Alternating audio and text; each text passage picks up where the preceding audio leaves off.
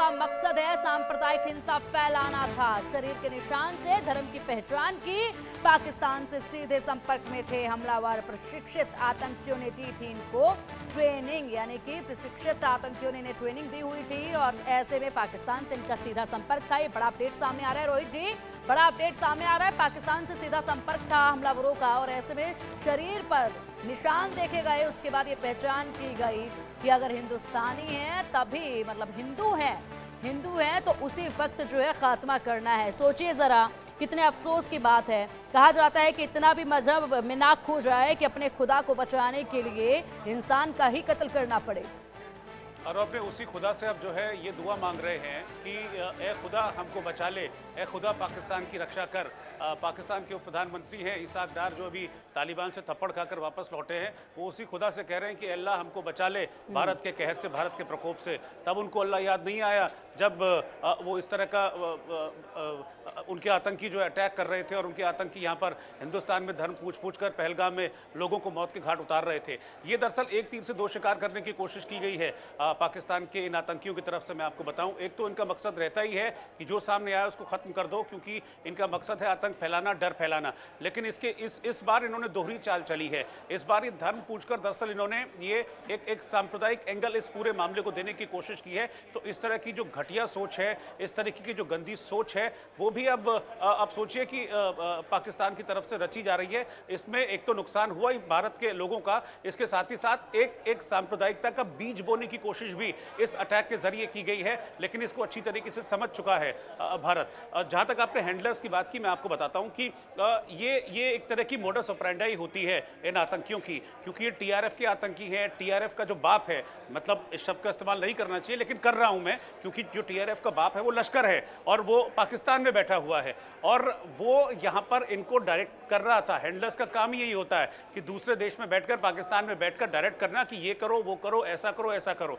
तो इनका हैंडलर, मुझे जहां तक लगता है, उसका नाम सज्जाद गुल है, क्योंकि जो टीआरएफ का जो मुखिया है सज्जाद गुल, वही टीआरएफ को पूरी तरह से हैंडल करता है। वो पाकिस्तान में है, तो ये बात मानी जा रही है कि सज्जाद गुल ही वो शख्स है जो कि इन आतंकियों का हैंडलर था और पाकिस्तान में बैठे बैठे इन आतंकियों को डायरेक्ट कर रहा था कि तुमको कहां जाना है, किससे मिलना है, हथियार तुमको कहां से मिलेंगे, किस रूट से दाखिल होना है, जो तुम्हारे ओवरग्राउंड वर्कर्स हैं या स्लीपर सेल्स हैं, किससे तुमको मदद लेनी है, किस रूट से अटैक करना है, कैसे रेकी करनी, ये सारी चीज़ों को सज्जाद गुल, जैसा कि जानकारी मिल रही है, वो इन सारी चीज़ों को हैंडल कर रहा था और उसके बाद इस तरह का अटैक प्लान किया गया। लेकिन इससे मैं आपको बता दूं कि कोई इनमें से कोई बचेगा नहीं। इस पर जब एक्शन होगा तो बहुत स्ट्रांग होगा। जैसा कि मनोहर ने भी बताया भी है कि सीसीएस की बैठक का इंतजार है और आप घड़ी मिला लीजिए, अभी 2:45 हो रहे हैं। अब से 3.25 घंटे बाद 6 बजे सीसीएस की बैठक होनी है और सीसीएस की बैठक में आप ये मान के चलिए कुछ स्ट्रांग फैसला जरूर होगा। प्रधानमंत्री नरेंद्र मोदी जो है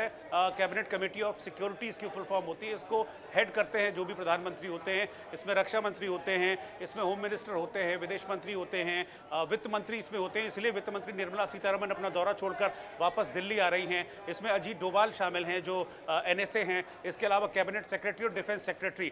तो ये थिंक टैंक होता है नेशन सिक्योरिटी का। ये थिंक टैंक मिलकर अब फैसला लेगा कि इस पर किया क्या जाना है और फाइनली इस पर प्रधानमंत्री नरेंद्र मोदी की मुहर लगेगी। तो शाम 6 बजे सीसीएस की बैठक शुरू होगी और इस पर विचार होगा। जो सारे के सारे प्रस्ताव हैं जो तीनों सेना प्रमुखों के, उनकी तरफ से हरी झंडी है।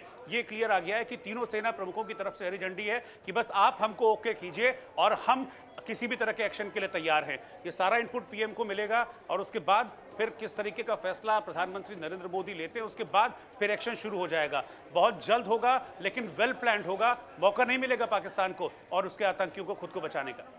बिल्कुल बिल्कुल रोहित, और ऐसे में मनोहर, जिस तरीके से कुछ आतंकियों के चेहरों की तस्वीर जो है वो सामने आ चुकी है, उनको पहचानना बेहद आसान है। इसी के साथ यहाँ पर बड़े अटैक की तैयारी जो है वो की जा रही है, बदले की तैयारी की जा रही है। कितना और इंतजार जो है वो करना पड़ेगा आज के इस महत्वपूर्ण बैठक का जो पीएम मोदी के साथ होगी, और इसी के साथ इस आदेश का कितना और इंतजार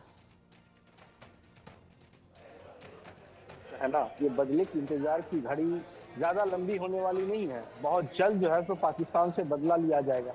लेकिन भारत कोई चूक नहीं चाहता। याद होगा जब सर्जिकल स्ट्राइक हुआ या उड़ी स्ट्राइक हुआ या पुलवामा का हमने बदला लिया, तो वैसे घड़ी में देर सुबह जिस तरह से हमने अटैक किया था और पाकिस्तान को भनक तक नहीं लगी, और बाद में वो डिनाई करता हुआ नजर आया कि हमारे तो किसी की हत्या ही नहीं हुई, हमारा तो कुछ बर्बाद ही नहीं हुआ। अब भारत झूठ बोल रहा है, और ऐसी स्थिति में पाकिस्तान इस तरह की बहानेबाजी करता नजर आ रहा था। लेकिन बाद में जब पाकिस्तान के संसद में उनके सांसद ही ये बोलते नजर आए थे कि भारत से सीखो, भारत ने हमें सबक सिखाया, तो अब वही भारत है और ज्यादा हम लोग इसे मजबूती है। प्रधानमंत्री नरेंद्र मोदी ने कल भी कहा है, उन्होंने कहा एक्सपोज के कि अब हम इस घटना के बाद और ज्यादा मजबूती से खड़े होंगे। तो आप समझ जाइए कि इसका मतलब क्या है। इसका मतलब साफ है, पाकिस्तान अब आपको जो है तो पानी पीने नहीं देंगे, आप सांस नहीं ले सकते हैं, आपको हम ऐसा सबक सिखाएंगे कि आप जिंदगी भर याद रखेंगे। तो ऐसी प्लानिंग चल रही है भारत सरकार की। इसीलिए देर शाम जब बैठक होगी तो उसमें फाइनल मोहर लगेगी आखिरकार हमें करना क्या है। इस तरह से पाकिस्तान को इस तरह पटखनी देनी है, क्योंकि भारत सरकार लगातार इस बात को लेकर के कहते आए हैं, चाहे कारगिल में प्रधानमंत्री गए हों या फिर राजनाथ सिंह गए हों, कई मंच पर